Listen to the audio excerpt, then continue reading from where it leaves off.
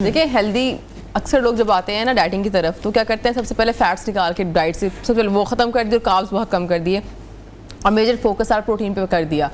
Carbohydrate, protein, fat, ये तीनों एक बॉडी को सही तरीके से चलाने के लिए बहुत ज़्यादा ज़रूरी हैं। कभी भी डाइटिंग के चक्कर में, वेट लॉस के चक्कर में जो लोग फैट्स निकालते हैं और ये चीज़ें करते हैं ना, उनका डाइटिंग के एंड पे चेहरा उतर आना, बाल गिरना, क्योंकि ऐसी डाइटिंग का वजन कम करने का यकीन जाने कोई फ़ायदा नहीं है कि आप पूरा रमज़ान लगा के डाइटिंग करें और ईद के टाइम पे सारे पूछे, मतलब बजाय इसके आपको कॉम्प्लीमेंट्स मिलें कि आपका स्मार्ट हो गए, आपको चेहरे क्या हो गया, चेहरा उतर गया या आपके बाल गिरना शुरू हो गए, तो ये ऐसी डाइटिंग किसी को नहीं चाहिए।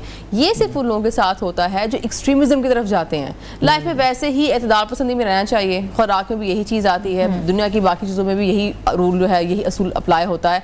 तो जब भी आपने वेट लूज़ करना, ये टाइम जो है, महीना जो है रमज़ान के, बहुत अच्छा वजन ठीक करने के लिए, इवन अपनी सेहत मेंटेन करने के लिए भी, तो जो लोग भी पास रमज़ान जिन्हें रोज़े रखे और जिनको लगता है कि रमज़ान के टाइम पे हम बजाय इसके सेहत हमारी ठीक हो या वज़न हमारा इम्प्रूव हो, और अगर आपका गेन हो रहा है, सेहत ख़राब हो रही है, इसका मतलब आपको बैठ के अपनी लाइफस्टाइल देखने की रमज़ान है बहुत ज़्यादा ज़रूरत है कि आप कहाँ पे गड़बड़ कर रहे हैं। अच्छा यमुना, ये भी तो देखा है ना कि इंटरमिटेंट फास्टिंग का जो कॉन्सेप्ट आया है, देखो अभी बताया कि जिस तरह इस्लाम में कुरान और सुन्नत की रोशनी में जो है इसका जिक्र हुआ है, इंटरमिटेंट फास्टिंग का लफ्ज़ तो अब आया है, मगर ये जो कॉन्सेप्ट है ये तो बहुत पुराना है। बिल्कुल, ये बॉडी के लिए इतना अच्छा टाइम टेबल है हमें जो अब रमज़ान के टाइम मिल रहा है ना, कि आप एक अच्छी सहरी करें, फिर बीच में लंबा फास्टिंग का टाइम पीरियड है, बॉडी खुद को हील करती है और उसके बाद आपका एक इफ्तार का वक्त आता है। इस टाइम पे भी देखें, इंटरमिटेंट फास्टिंग हो, नॉर्मल रूटीन हो, जो भी रूटीन आप फॉलो कर रहे हैं, अगर आपकी खुराक की क्वालिटी या क्वांटिटी आपकी एज, वेट, आपके मसले मसाइल के मुताबिक नहीं है ना,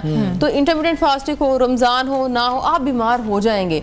क्योंकि मैं एज अ डाइटिशियन अगर आप मुझे पूछे तो मुझे हैरत होती है कि हम रमज़ान में बीमार हो जाते हैं। पाकिस्तानी हम लोग रमज़ान में भी सिर्फ दो दफ़ा खाना खा के, कितना लंबा फास्टिंग करके भी हम बीमार हो जाते हैं। गैस्ट्रो हो जाता है, मैदे के मसले होते हैं। जैसे फॉर एग्जाम्पल एक छोटी सी मिसाल देते हैं, गैस्ट्रो से हम मैदे के मसाले से शुरू करते हैं। किसी को मैदे का मसला है, मिसाल के तौर पर जिगर में पथरी है, अब वो कहा गया कि आप थोड़ा सा फैट्स का ध्यान रखा करें, पर हम इफ्तार करते साथ ही बजाय से कि हम स्लोली खाएं, हम खजूर लें, हम फ्रूट्स लें, हम एक अच्छा मशरूब लें, हम फिर उसमें देखें कि हमने बाकी खाने में प्रोटीन कितना ले रहे हैं, आप मीट ग्रुप ले रहे हो कि नहीं ले रहे हैं। हमारा सारा जो फोकस होता है वो डीप फ्राइड चीजों पे होता है और वो खाने के बाद एक इंसान बीमार ना हो, सवाल ही पैदा नहीं। अच्छा यमुना, मैं इसी तरफ आना चाह रहा था कि अब जैसे इफ्तार का टाइम होगा, हम सबके घरों में, मैं आपके आने से पहले हिना से भी यही सवाल कर रहा था कि ये पकोड़े का इफ्तार के साथ क्या ताल्लुक है?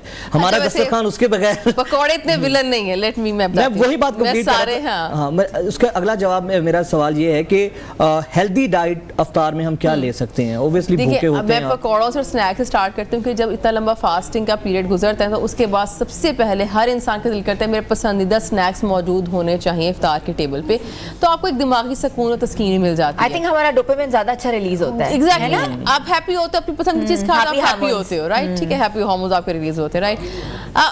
अच्छा देखें, स्नैक में ना स्नैकिंग का प्रॉब्लम नहीं है, the way we are making our snacks, यहाँ यही वाली चीज़ को अच्छा या बुरा बनाती है। मैंने अपने हर पेशेंट को यकीन जाने पकौड़े समोसे रोल अलाउ किए हैं, पर कैसे? अगर आप उसको डीप फ्राई कर रहे हैं वहाँ पे चीज़ खराब है। अब यही चीज़ है ना कि आपको कहा जाता है कि भाई हार्ट के लिए फिश बड़ी हेल्दी होती है, पर क्या वो तली हुई फिश की बात हो रही है या वो ग्रिल या हल्का सा शैलो फ्राई किस्म की फिश की बात हो रही है? हल्का सा बस डालें, ऊपर ऑयल का स्प्रे करें और उस तरह से बना लें। ओवरडू भी लोग बहुत खाते हैं। बिल्कुल, एग्जैक्टली। अब अगर मैं वैसे ये ज़रूर बात कहती हूँ कि ना, बेशक आप महंगी कंपनीज पर ना जाएँ, 15,000 रुपीज़ इन्वेस्ट करके ना एयर फ्रायर ले लें, ऑयल अच्छा सा हेल्दी सा ऑयल लें, ऑयल स्प्रे बॉटल लें, रोल पकौड़े समोसे बनाएं, ऑयल का स्प्रे करें, एयर फ्रायर में डाल दें, आपके सारा खानदान, सारा घर जो है वो आराम से खा भी सकता है पूरे रमजान पकौड़े, रोल और समोसे, और बीमार भी नहीं होगा। मजा नहीं आया। नहीं, अच्छा ये देखिए, जुबान का जायका ये तो अच्छा, यहाँ मैं पेशेंट्स मुझे अक्सर बात कहते हैं, ये पेशेंट मुझे अक्सर बातें कहते हैं, मैं यहाँ पे उनको हमेशा जवाब देती हूँ, जुबान का चस्का हमेशा थोड़ी देर रहता है। अगर आप चस्कों में रह गए ना तो फिर आपके पास ये 30-40 साल उम्र गुजारेंगे, उसके बाद मैदे के मसाले ऐसे लेके बैठेंगे, उबले हुए खाने खा रहे होंगे। जुबान का चस्का रखें, थोड़ा सा चेंज कर ले अपनी लाइफस्टाइल को, ताकि ये चीज़ें थ्रू आउट आप लाइफ खा सकें। आपने देखे होंगे हमारे घर में बुजुर्ग हजरात कुछ ऐसे हैं जो नहीं खा सकते चीज़ों की, वो देख भी नहीं सकते, उनका मैदा इतना प्रॉब्लमेटिक हो चुका होता है, मसले हो चुके होते हैं। डायबिटीज़ की मिसाल के तौर पर बात कर लेते हैं, अगर एक डायबिटिक जो है वो इफ्तारी होते साथ ही उसे 3 खजूरें खाई, साथ उसने मीठा मशरूब भी पी लिया, अब बजाय शुगर कहाँ से कहाँ चली जाएगी? शुगर आप पूरा एक फास्ट के बाद शुगर ने वो स्पाइक देनी है आपको, बजाय इसके कि फिर एक डायबिटिक पेशेंट के लिए बॉडी को हील करने के लिए ये मंथ बहुत ज़रूरी है। पर अगेन वही बात है, कि हम ना समझते नहीं ये बात कि अगर फॉर एग्जाम्पल डायबिटीज़ ठीक करनी है, वजन कम करना है या खवातीन के हार्मोन की मिसाल, मैं तीनों को एक ही जुमले में आपको बताती हूँ। ये ना एक ट्रायंगल है जो हमें फॉलो करना है, डाइट, वॉक, सप्लीमेंटेशन। ये तीनों बीमारियाँ, वेट कम करना है, डायबिटीज़ आपको ठीक करना है, आपको खवातीन के हार्मोन के मिसाल ठीक करने हैं, ये ट्रायंगल आपको प्रॉपर्ली फॉलो करना होगा। आप सिर्फ सप्लीमेंट्स पे जो है, दवाइयों पे आपने हाथ धो के पड़ गए हैं, आपका मसला हल नहीं होगा। आप सिर्फ वॉक ही कर रहे हैं और डाइट ठीक नहीं कर रहे, मसला हल नहीं होगा। डाइट में भी अगेन जिस मैंने पहले बताया, ये एक्सेस फैट निकाल देना, बिल्कुल ही प्रोटीन्स पे आ जाना, कार्ब्स बिल्कुल निकाल देना, एतदाल में रहेंगे तो कभी कोई मसला नहीं होगा। मशरूब लें, कोई मसला नहीं है। फॉर एग्जाम्पल दूध सोडा लेते हैं, दूध सोडा बहुत रिफ्रेशिंग लगता है इफ्तार के टाइम पे।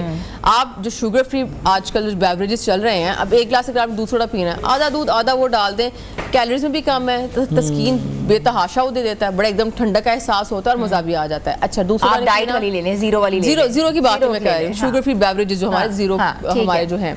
उसके अलावा इसको थोड़ा अपने फैंसी तरफ लेके जाना है। स्ट्रॉबेरीज आ गई हैं, फ्रोजन या फ्रेश स्ट्रॉबेरी लेके फ्रीज कर लें या फ्रोजन लें, इस तरह से भी आपको ईजी लगता है। जो हैंड ब्लेंडर्स होते हैं, बिल्कुल उसका पेस्ट बना दें। शुगर फ्री अगर आप जो है बेवरेज लेते हैं, उसके अंदर अगर आप 2 टेबलस्पून स्ट्रॉबेरी का पेस्ट डालते हैं तो आपको हेल्दी वे में स्ट्रॉबेरी मोहितो कितना अच्छा मिल जाएगा जो हम रेस्टोरेंट से पीते हैं, and it is very refreshing.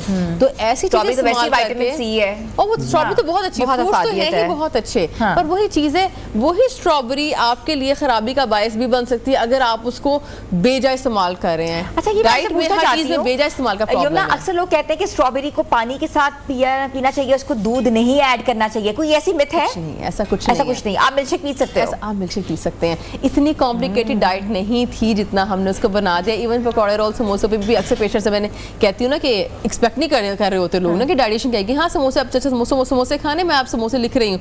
नहीं, उसमें तो वो मैदे की पट्टी होती है। And then I always ask them कि देखें, आपके पूरा दिन इतना हम खराब खा रहे थे, उस बारीक सी पट्टी ने क्या कर देना है आपकी बॉडी में जाके। आप ले सकते हैं खुद को हैप्पी। आपकी डाइट में 20 से 30% पार्ट खुराक में वो होना चाहिए जो आपको हैप्पी भी कर रहा है, बट आप नहीं कर पाओगे।